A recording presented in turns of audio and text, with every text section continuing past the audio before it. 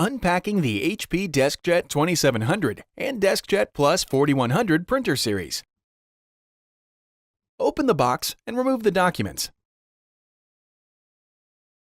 Remove the printer power cord and USB cable, if one was provided with your printer.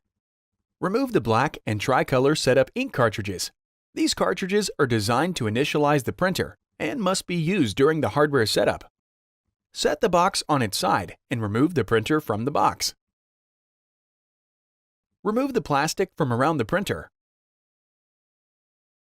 Remove the blue tape from the back and bottom of the printer. If present, remove the long piece of tape securing the output tray and then open the tray.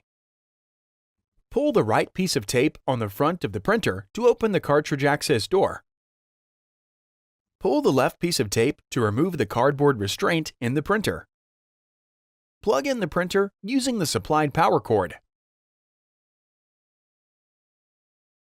Before heading ahead into the video, in case you are facing any issue with your HP printer device, get in touch with our HP printer expert.